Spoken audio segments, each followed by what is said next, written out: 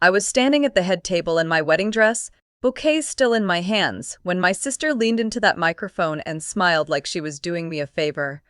Honestly, we all thought she'd never find anyone. We used to call her the one they'd have to pay to take off our hands. A few people laughed. Most went silent. I felt Ray's hand find mine under the table. Then Donna leaned in one final time. But hey, even worthless things find a home eventually, right? She smiled at me like she'd done me a favor. She had no idea what was about to happen when that microphone came to me. My name is Celeste Marino. I'm 31 years old. And until about 8 months ago, I was the sister nobody talked about at family dinners, unless it was to use me as a punchline. I work as a freelance medical transcriptionist from home. It's steady, quiet, unglamorous work.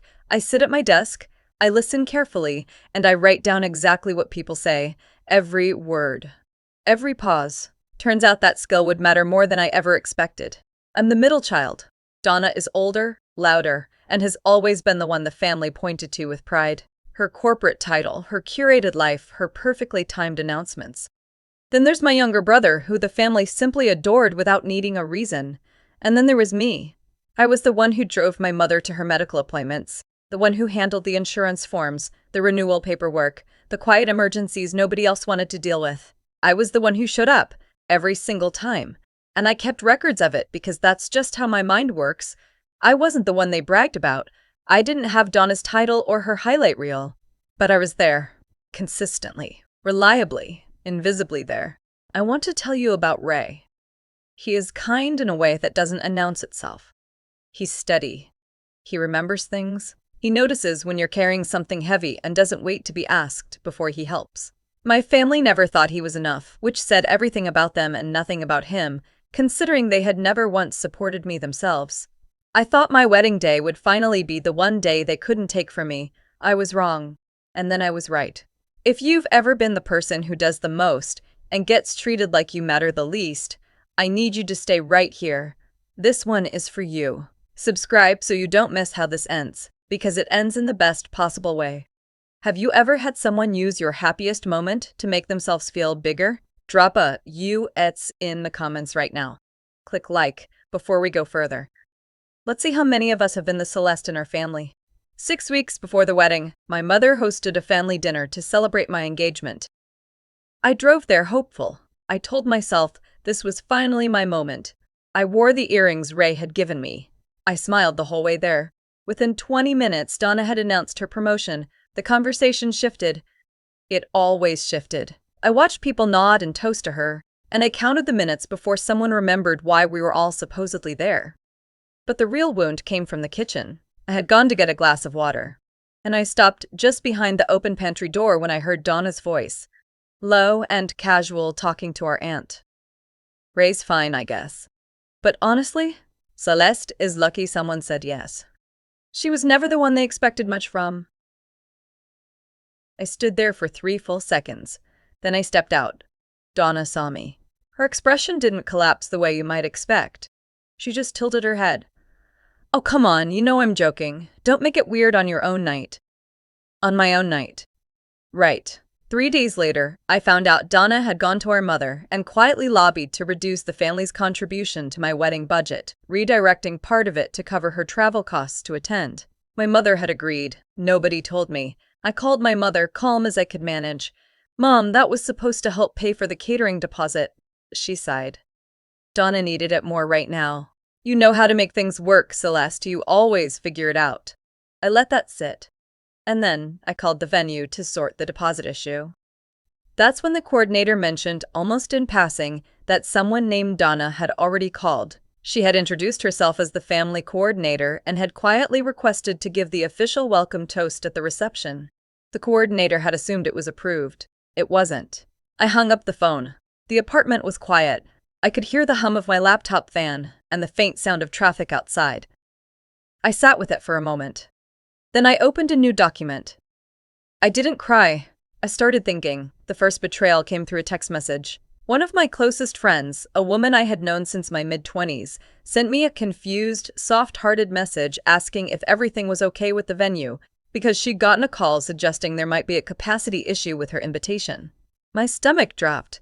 Donna had gone to my mother. My mother had called my friend, my guest, at my wedding. When I confronted Donna, she barely blinked. I was just trying to make sure it didn't get uncomfortable. You should be thanking me. No apology, no pause, nothing. I re-invited both friends myself. I booked the 2 extra seats and absorbed the cost without a word to the family. I documented the entire exchange. Dates, exact words, the text from my friend saved as a screenshot. The second wound came at my dress fitting. Donna and my mother were both there. I stepped out of the dressing room in my gown, and the seamstress actually pressed her hand to her chest. I felt it. I felt beautiful. Donna tilted her head. It's nice. Very safe. Very you. Then, louder, turning to the seamstress. She always played it small, even as a kid. This just fits her. My mother said nothing. The seamstress looked at the floor. The room smelled faintly of fabric and chalk dust, and something I can only describe as held breath. I turned back to the mirror and smiled. Safe, okay, write that down too. And I did.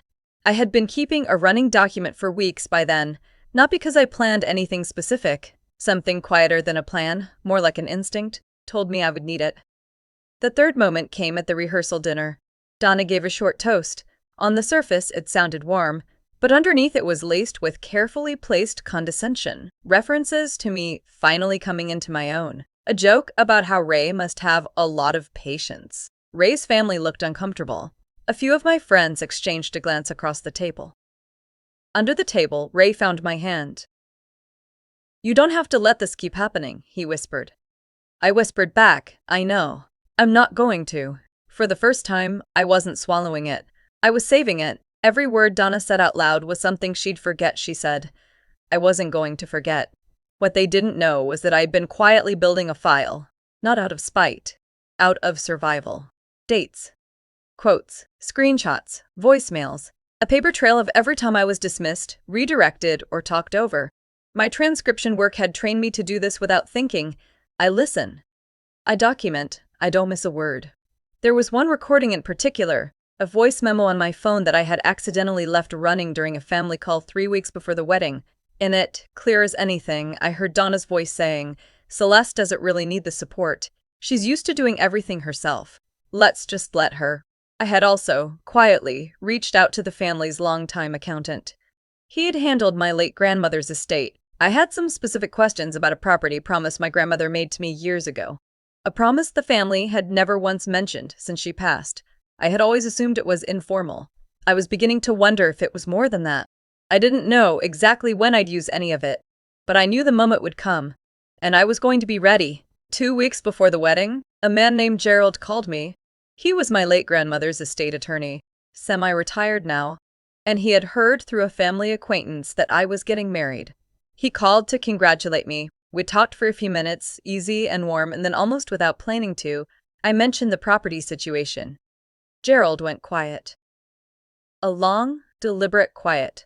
Then he said, Celeste, I need you to come in. There's something you should have been told a long time ago. I sat across from him in his office 2 days later. It smelled like old wood and paper, like a room that had held serious conversations for decades. Gerald told me that my grandmother had left a notarized letter of intent, not a legally binding will amendment, but a formally documented wish, stating that a small inherited property, a paid-off duplex in my grandmother's hometown, was meant for me specifically. She had written that Celeste was the one who truly cared for her in her final years. The family had never told me. Donna had been collecting rent on that duplex for 4 years. I absorbed it.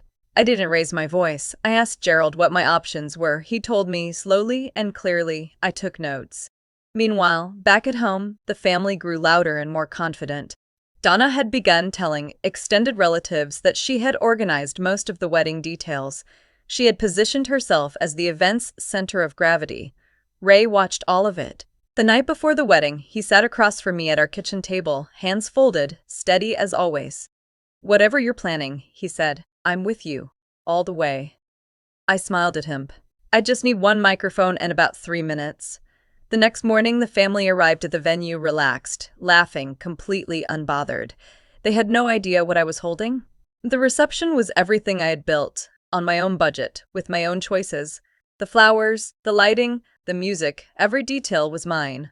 It was warm and it was real, and my two friends, the ones Donna had tried to quietly erase, were seated at a table near the front. Donna gave her toast. You already know what she said. The room still hadn't fully recovered when the MC moved to hand the microphone to Ray. Ray took it. He gave a toast that was honest and full and completely him. And then, instead of setting the mic down, he turned and offered it to me. The room stirred. It wasn't on the printed program. I stood up. I smoothed my dress. I walked to the center of the room. I looked at Ray first. I thanked him. Then I looked out at my guests, my real guests, and I took one breath. I want to take a moment to talk about something that doesn't usually get said at weddings. I want to talk about what it feels like to be the person in a family who does the most and gets seen the least. I didn't rage. I didn't shake. My voice was steady in a way I hadn't fully planned, but somehow wasn't surprised by. I watched Donna's smile freeze in real time. I named it. Without theatrics, without a shaking voice, I referenced the budget redirection. The phone calls made to my friends without my knowledge. The rehearsal dinner toast in its careful little cuts. I didn't read from my phone. I knew all of it by heart. I have dates, I have voice memos, I have texts. Not because I wanted to use them, but because when you spend your whole life being told you're the one who doesn't matter, you start to document it just to remind yourself you're not imagining it. I looked directly at Donna. You called me worthless tonight. In a room full of people who love me, and I just want you to know. I heard every word, I always did. Donna started to stand. My mother reached out and touched her arm. She sat back down. Then I told the room, calmly, that I had recently learned of my grandmother's documented wishes regarding a property in her name, and that I had retained Gerald to pursue the matter to the appropriate legal channels. I watched the understanding move slowly across the faces of my extended family. Grandma saw me, she always did. And what she left me wasn't just property, it was proof. I raised my glass. To Ray, to every person in this room who showed up for me, and to knowing exactly who you are, even when someone else spends years trying to convince you otherwise. I set the microphone down. The room erupted. In the weeks that followed, Gerald moved the legal review forward. Donna, faced with documentation and a formal inquiry she hadn't anticipated, quietly agreed to a settlement. The background proceeds were returned. A buyout of the property was negotiated. It was handled in offices, in writing, without a single dramatic confrontation. My mother called 3 times the week after the wedding. I let the voicemails sit. I listened to all 3. When I finally called her back, I kept my voice even. I love you, Mom. But I need you to understand that choosing convenience over me has a cost. I'm not angry. I'm just done absorbing it quietly. She didn't have much to say to that. Donna sent a card. It was vague and careful, the kind of apology that apologizes for nothing specifically. I read it. I put it in a drawer. I moved on. Ray and I moved into the duplex once the legal matter resolved. On the first morning there, I stood in the doorway and let the light come in. The floors were old but solid. The windows looked out over a quiet street. Grandma always said I'd land somewhere solid, I thought. She just didn't tell me I'd have to fight to get there. I was never worthless. I was just surrounded by people who needed me to believe I was, because the moment I stopped believing it, everything shifted. And I mean everything. If you've ever been the one who drove everyone to their appointments, fixed everyone's problems, showed up every single time, and still got talked about like you were the least of them, I need you to know. I see you. This story was for you. Drop your story in the comments. Have you ever had someone try to shrink you on your biggest day? What did you do? You don't have to have a microphone moment to matter, but if you ever get one, use it. Click like to help this story reach the people who need it. This wasn't just my wedding day. It was the day I finally stopped waiting for my family to decide I was worth something, and decided it for myself. If this story hit close to home, there are more right here on this channel. Real stories, real people, no filters. Next time a woman discovers her mother has been secretly telling her employer she's unstable for years. And the moment the truth comes out, changes everything. Subscribe, stay close, and remember, the quietest people in the room are sometimes the ones with the most to say.